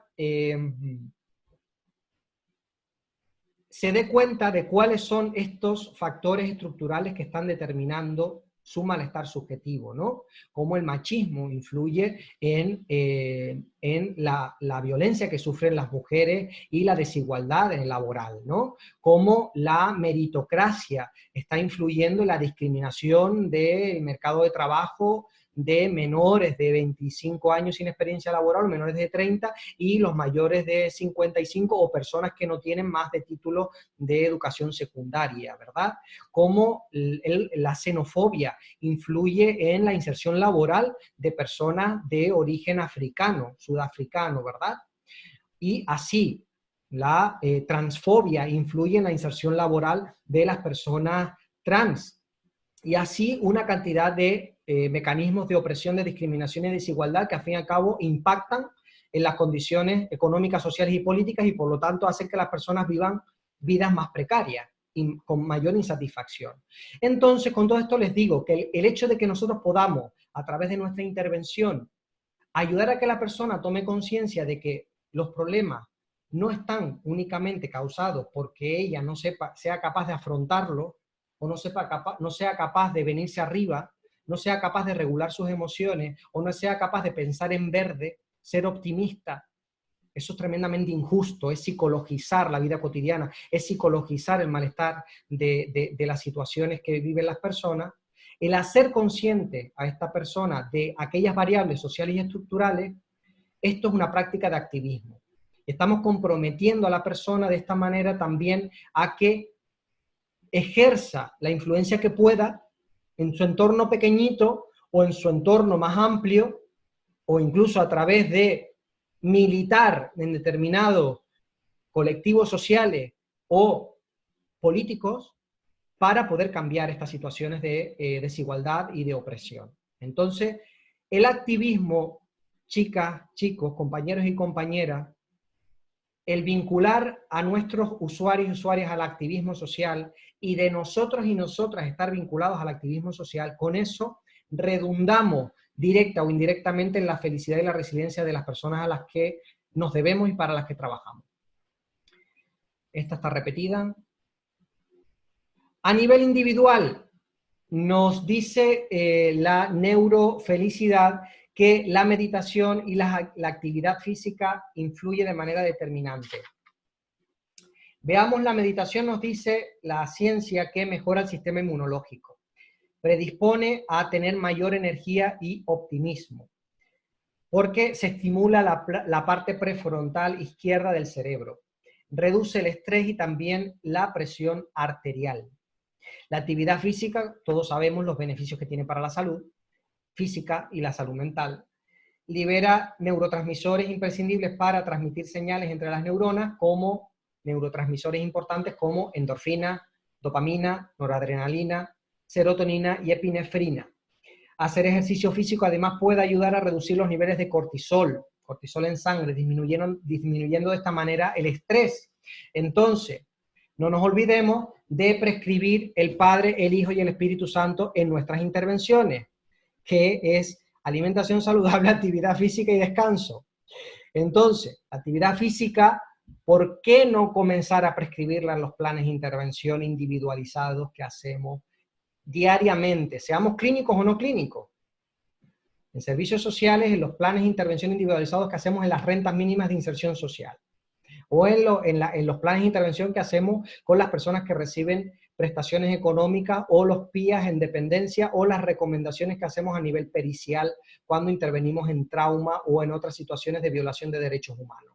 ¿Por qué no prescribir la mascota, la actividad física, poner plantas en casa? Si sabemos que hay una evidencia científica y nosotros, es nuestro objeto disciplinar. El entorno de los seres humanos es nuestro objeto disciplinar. La interacción de sujetos y entorno. El sujeto, la conducta del sujeto es nuestro objeto disciplinar. Hacer actividad física es una conducta, ¿verdad? Pues entonces parte de nuestro objeto disciplinar. La meditación, las habilidades sociales, el entrenamiento en habilidades sociales, al hacer las habilidades sociales más fáciles, esto promueve tener una red social mejor y de apoyo social mejor, y por lo tanto contribuye al bienestar social de los seres humanos. Y el entrenamiento, en este caso serían intervenciones socioeducativas que podríamos hacer a nivel individual o grupos socioeducativos en atención primaria, una atención especializada, grupos socioeducativos en entrenamiento en habilidades sociales. Y rutina. Tener una rutina, aunque se esté en desempleo, tener una rutina diaria, ayudar a nuestras usuarias y usuarios, clientes y clientas a organizar una rutina diaria, esto mejora el rendimiento, predispone al optimismo, porque va relacionado con el factor de resiliencia denominado generatividad y satisfacción. Con esos dos factores, generatividad y satisfacción. Entonces, organizar una rutina, ayudar a las personas a establecer una rutina, aunque se esté en desempleo, vuelvo a repetir, ayuda a las personas a promover la resiliencia porque influye en estos dos factores. Por último, a nivel individual, proponerse metas, ayudar a las personas a tener metas a corto, medio o largo plazo. Simplemente a través de nuestras preguntas creativas, podamos establecer ya desde las primeras sesiones metas, pero no las metas que quiere el trabajador o la trabajadora social. Metas que sean significativas para la persona, porque al final forzamos metas que tienen sentido para nosotras y nosotros en función de nuestro marco teórico de referencia o en ocasiones nuestros valores personales, que es mucho más grave, y esto al fin y al cabo la persona va a boicotear porque no se siente comprometida con el plan de intervención, no se siente comprometida con el proceso de cambio. Y además esto influye muchísimo en la relación de ayuda. Cuando la persona no está realmente comprometida y los objetivos del plan de intervención no han sido sacados de la forma de ver la persona, su situación y realmente de sus objetivos sentidos, no, esto no va a ninguna parte. Podrá ir desde la perspectiva del control y podremos obtener resultados medibles para la administración pública o el profesional, ¿vale? Objetivamente hablando, desde el control, pero no hay un cambio significativo a nivel simbólico y subjetivo. No vamos a lograr cambios que se denominan clínicos en este sentido. Por lo tanto, ayudar a las personas a establecer objetivos concretos, medibles, realistas y que dependan en la mayor parte de ellos y de ellas, no de factores externos. Que busquen y tener modelos y ayudarlos a establecer esos modelos. Nosotros en ocasiones, ellos nos cogen de modelos de cómo afrontar las situaciones, la forma en la que nosotros le transmitimos que pueden interpretar una situación determinada, pueden tomarla como modelo. Ellos son los que van a elegir los modelos de referencia, pero nosotros podemos proponerles a través de muchísimos recursos terapéuticos, como pueden ser los libros, como pueden ser las películas, como pueden ser las series, como pueden ser simplemente lecturas de personas significativas de la comunidad que han atravesado adversidades, o incluso traer a otros clientes, clientas, usuarios, usuarias, a la sesión invitados con esa persona porque han atravesado una adversidad del mismo nivel que esta persona que estamos interviniendo y le pueda servir de modelo. Hablábamos de coterapeutas, ¿no? Utilizar a otros usuarios, usuarias de coterapeutas. Estos son otros elementos claves para la intervención que les sugiero incorporar en vuestras intervenciones. El aprendizaje, ayudar a la persona a extraer algún aprendizaje de la adversidad. Para esto tenemos que estar muy entrenados y entrenadas, porque estamos las disciplinas de intervención, las disciplinas, las ciencias humanas y sociales, estamos muy todavía centrados en el paradigma del déficit. Y nos encanta un problema, regodearnos en el problema y en el porqué y las causas del problema, pero muy poco centrados en cómo lo solucionamos y en la parte sana, cómo ayudamos a que la parte sana, divertida de la situación y de este ser humano se produzca con mayor frecuencia. El modelo de intervención centrada en la solución o la terapia centrada en soluciones, creada por el trabajador social Steve DeSacher y la trabajadora social Inso Kim Berg hace ya unos 40 años, nos va a ayudar muchísimo a aprender cómo centrarnos en la parte sana de las personas y a través de, en una entrevista de 40 minutos, poder construir un plan de trabajo con metas concretas, con objetivos concretos y con conductas concretas para conseguirlo y que están formuladas prácticamente de manera sentida por las personas. Les invito a, si no lo conocen, a interesarse por este modelo y a formarse, si tienen la ocasión de hacerlo, con profesionales formados en esta materia. La gratitud, promover la gratitud con técnicas diarias, prescribir, por ejemplo, el que la persona haga cotidianamente, diariamente. La gratitud tiene alguna evidencia demostrada en el ámbito de la investigación en psicología positiva y su correlación en la mejora de algunos estados depresivos y ansiedad. Y también no está indicada para riesgo suicida, por ejemplo. Por eso hay que saber también cuándo prescribirla, ¿no? La gratitud, por ejemplo, hay algunas técnicas interesantes que es simplemente pues, registrar diariamente en un papel 3 cosas por las que se está agradecido en la vida o en general. Y otras actividades como puede ser reflexionar dentro de la misma sesión de intervención sobre estas cosas sobre las que se está agradecido en el momento actual o sobre las que se ha estado agradecido por lo que ha sucedido en el pasado en la vida del ser humano.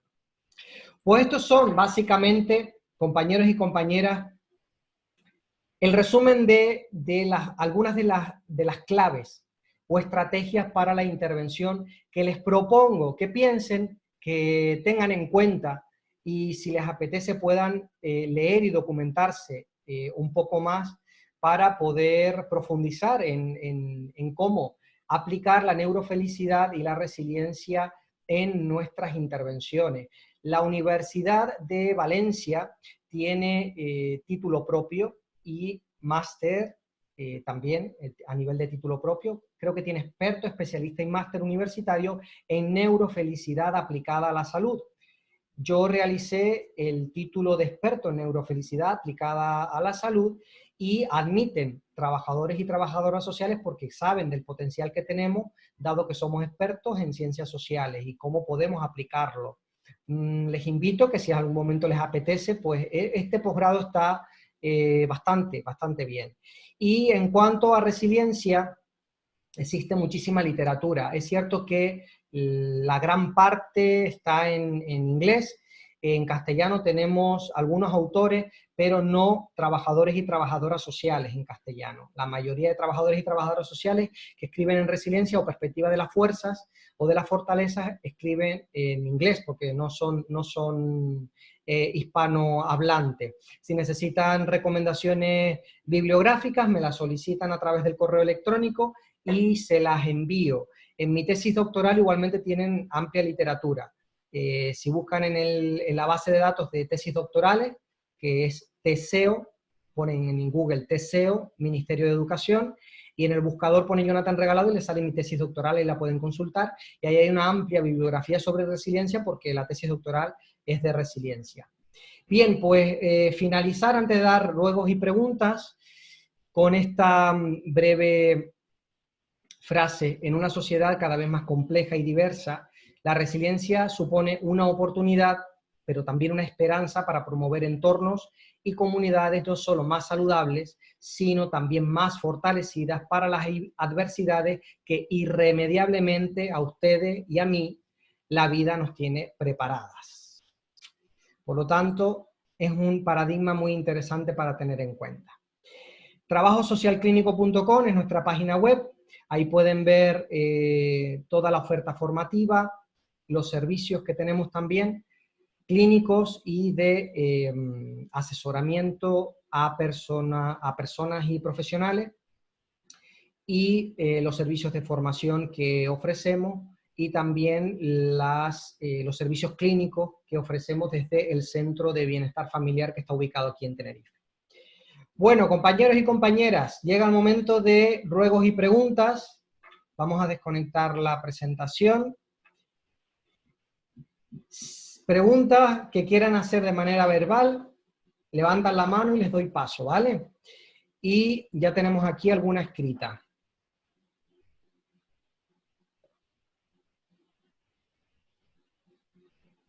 Lorena nos dice, qué interesante, me han gustado mucho todas las estrategias que nos has proporcionado las voy a utilizar para la realización de mis pis. Esto suena a ir a hacer pis. Bien, me imagino que son planes, ¿no? De intervención individualizados o algo así, ¿verdad, Lorena? Me alegro. Me alegro que te haya resultado interesante y que puedas ir incorporando estas intervenciones. Estas intervenciones van a desubicar y a sorprender a muchísimos usuarios y usuarias. Esto nosotros lo venimos haciendo en los servicios sociales. Ustedes saben que yo ejerzo en servicios sociales comunitarios en renta mínima de inserción hace 15 años. Desde hace 10 años compagino esta práctica pública con la práctica privada, en este caso ahora desde el Instituto Español de Trabajo Social Clínico. Y nosotros prescribimos este tipo de intervenciones hace años, en los planes de intervención que van al gobierno de Canarias, donde leen el informe social con la evaluación y el diagnóstico y el plan de intervención individualizado, donde se prescribe actividad física, donde se prescribe poner plantas en casa, o donde se prescribe comprarse un gato, en el caso, o adoptarlo. O sea, normalmente promovemos a la adopción, ¿no? Y en casos de que no es posible porque viven de alquiler y no se admiten mascotas o porque no quieren hacerse cargo, los ponemos en contacto con los refugios de animales para que puedan ir a pasearlos o a cuidarlos y tener esa interacción con el animal. Entonces, con esto les quiero decir que los usuarios se van a sorprender y en ocasiones van a desubicarse, porque no es una prescripción habitual dentro de la práctica del trabajo social en España, porque prácticamente lo único que se ve en los planes de intervención es búsqueda de empleo y derivaciones a recursos de orientación sociolaboral, de apoyo psicosocial o ayuda. Entonces, les invito a que a que exploren con estas nuevas estrategias de intervención. Bien, ¿pensáis realizar algún curso desde vuestro Instituto de Trabajo Social Clínico que profundice más en este aspecto? Esto nos cuenta la compañera que no sé identificar porque tiene el seudónimo de Lenovo. Compañera, ahora mismo no tenemos planificado esta formación dentro de, en cuanto a neurofelicidad se refiere. Resiliencia ya hay dentro de trabajo social clínico, del curso de fundamentos y prácticas de trabajo social clínico, y dentro de diagnóstico social está integrado un apartado de estudio de la resiliencia y del instrumento de medición de la misma. Pero de neurofelicidad no, ahora mismo tenemos otros proyectos docentes que nos están ocupando todo el tiempo disponible y no tenemos más capacidad, pero posiblemente sea un proyecto de futuro. Lorena nos dice que los planes de intervención están comenzando a mejorar, pero jamás hemos prescrito ninguno de estos elementos. Es una fórmula que va a sorprender a mis usuarios. Con seguridad le van a sorprender muchísimo y con esto tienes bases, las bases científicas. Nosotros hemos también de empoderar a nuestros usuarios y usuarias y tienen que entender pues esto lo que respalda científicamente las recomendaciones que le hacemos. Evidentemente ellos son los que toman la última decisión, si realmente quieren llevar a cabo esta estrategia y les resulta útil para su vida, ¿no? Pero es importante que también que estemos documentados e informemos de la evidencia científica que hay detrás, en el caso de que la haya. En ocasiones también nos movemos por criterios relacionados con nuestra experiencia clínica o nuestra experiencia profesional, ¿sí? Que también es un cúmulo de conocimiento que en ocasiones no está sistematizado y no está generado como teoría, pero es muy valioso. Pero si tenemos la evidencia científica, tenemos que transmitirla. Vale. Voy a dar... Piri nos dice, hola, este webinar y el de la semana pasada lo podemos tener accesible de alguna manera en grabación. Sí, Pili. El de la semana pasada ya se encuentra disponible en el canal de YouTube que se llama Instituto Español de Trabajo Social Clínico. Lo tienen ahí disponible, ¿vale? Lo pueden ver y si les apetece compartirlo. El de hoy estará disponible la semana próxima, después de que pase el proceso de edición, ¿vale? También lo puedes encontrar ahí. Patricia, voy a darte paso, ¿vale? Para que puedas hablar y hacer la pregunta que deseas.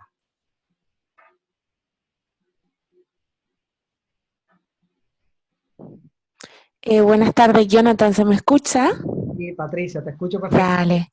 Buenas tardes. En primer lugar, muchas gracias porque me ha resultado muy interesante. Intentaré empezar a ponerlo en práctica. Y te quería preguntar sobre si existe algún tipo de contraindicación o si puede llegar a ser en algún caso sí, que no proceda el hecho de prescribir el tema de la mascota.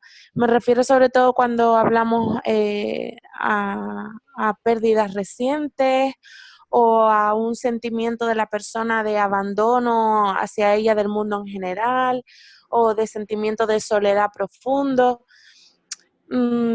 Trabajo con personas oncológicas y me suelo Ah, encontrar con estas situaciones.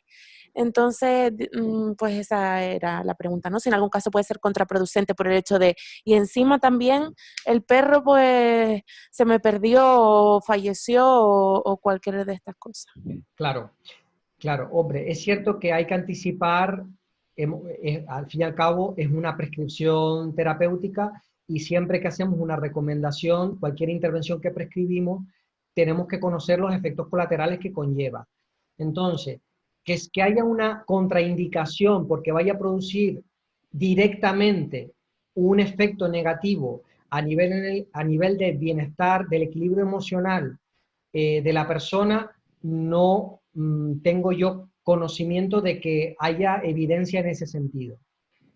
Es cierto que tenemos que tener muy en cuenta que la persona considere que es una intervención idónea para ella misma. Es decir, no podemos forzar esta intervención y tenemos que evaluar las consecuencias que conlleva. Como vemos, hay consecuencias en cuanto al gasto económico que conlleva mantener un animal en veterinario, en alimentación, en higiene y demás. Esto tenemos que tenerlo en cuenta porque impacta en la economía de la persona y muchos de las personas con las que intervenimos tienen vulnerabilidades a nivel económico y laboral. Tenemos que ver el impacto en la salud en cuanto, y tendríamos que consultarlo si procede con el especialista de medicina, el impacto en cuanto a alergias u otro tipo de consecuencias en la salud y luego el impacto social que pueda tener en cuanto al comportamiento del animal, que pueda tener malas conductas que desincentiven a que ni nietos, nietas, hijos o hijas vengan porque el perro ladra mucho y es un estrés, o no para, o se mea, o no sé, o tiene un comportamiento agresivo, esto tenemos que hacer un seguimiento porque puede tener un efecto indeseado en cuanto a las relaciones sociales se refiere y estresar más a la persona del beneficio que le está generando. En esto hay una disciplina muy interesante que es la terapia asistida con animales. Hay muchísima literatura al respecto. Hay un trabajador social de Gran Canaria precisamente que emprendió, montó una empresa y la tuvo muchos años, actualmente no sé si sigue abierta, de terapia asistida con animales tiene una experiencia acumulada muy interesante. Hay muchísima literatura y también posgrados universitarios en los que formarse para hacer terapia asistida con animales, en las que admiten trabajadores y trabajadoras sociales, donde se usan principalmente perros, gatos, delfines y también caballos. Entonces, es un ámbito muy interesante. Igualmente te digo, Patrick, que el que no lo conozca, que haya contraindicaciones, no te puedo decir que, no te puedo asegurar que no existan, porque no soy experto en terapia asistida con animales. Gracias, Jonathan. Con lo que me has contestado ya me doy por satisfecha. Un abrazo. Gracias a ti, un abrazo, buena tarde. Venga, buena tarde. Vale. Vamos a ver, ¿hay alguna otra pregunta? Aquí tenemos otra pregunta. Nos dice María Ángeles, si te encuentras con muchos casos en los que las personas muestran resistencias a las prescripciones, ¿qué poder hacer en estos casos? María Ángeles, es muy interesante tu pregunta. Muy interesante tu pregunta. Mira, yo parto de la idea, entiende mi forma, lo que te voy a decir, entiéndelo dentro de un marco epistemológico crítico y socioconstruccionista. Yo no veo el mundo a través de ese marco epistemológico y por eso la explicación que te voy a dar es coherente con ese marco epistemológico, no con un marco psicodinámico o cognitivo-conductual, ¿vale? De la explicación del sujeto humano o estructuralista, por decirlo de alguna manera. Si hay una resistencia a una prescripción, quiere decir que el trabajador social se ha equivocado. Esa es mi forma de verlo. Cuando hablamos, evidentemente, de un contexto clínico, no estamos hablando, evidentemente, de un contexto de protección. Cuando hablamos de un contexto de protección, protección a la infancia, protección a víctimas de violencia de género, o sea, personas que están siendo vulneradas, nosotros tenemos un conocimiento sobre cómo se maneja la sociedad, cuáles son los recursos necesarios y los estándares, en este caso, por ejemplo, el estándar de que se considera una crianza adecuada y cuando se considera que un menor está en riesgo. Aún así, sigue siendo un estándar sociocultural, ¿no? Decidido por una determinada comunidad autónoma o país, ¿vale? Y se decide que esta madre es negligente porque incumple ese estándar, ¿vale? Entonces, cuando tenemos que velar por derechos y vulnerabilidades, ahí sí tenemos que recurrir a unas prescripciones que posiblemente el usuario o usuaria no esté de acuerdo. Pero estos son contextos de control y contextos donde la relación de ayuda no es demandada por la persona, ¿vale? Entonces, en estos contextos de control, yo no me refiero, con esto que te estoy diciendo, a estos contextos de control. Me refiero al contexto donde hay una relación de ayuda, donde es la persona la que viene y te dice, Jonathan, ayúdame a superar este problema. Échame una mano a superar este problema. Con un contexto, en esto estamos hablando de un contexto clínico, donde hay una relación de ayuda voluntaria. Lo que te digo entonces, dentro de este contexto clínico, una relación voluntaria. Si hay una prescripción y la persona te dice, eso no encaja conmigo, el que se equivoca en la prescripción es el trabajador social. Por lo tanto, hay que reformular esa prescripción para que se ajuste realmente a la forma en la que la persona considera que tiene que vivir su vida.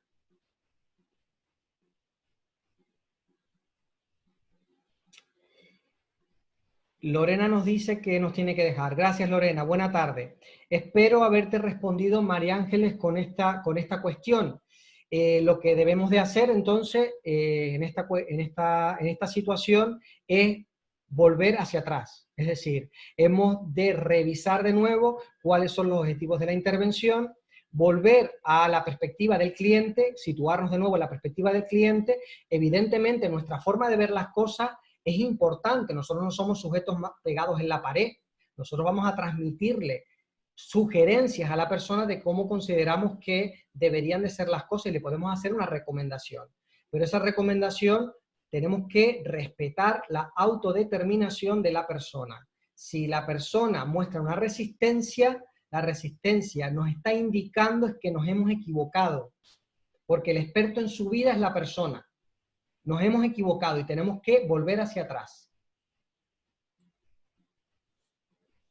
Muy bien. ¿Alguna otra cuestión más, compañeros, compañeras?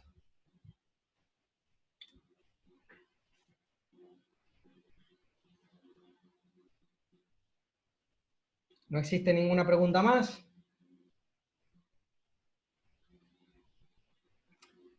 Muy bien. Pues les agradezco enormemente que me hayan acompañado esta tarde en esta charla y en esta conferencia sobre neurofelicidad y resiliencia.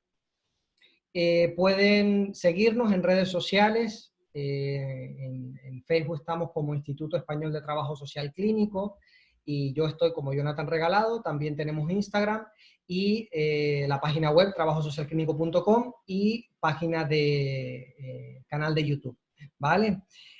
Nos vemos en una próxima ocasión. Recuerden que el próximo webinar La próxima conferencia es el 5 de junio y hablaremos sobre la relación entre la psicoterapia y el trabajo social. Un abrazo desde Canarias, les deseo una feliz noche. Pasen buena noche. Chao.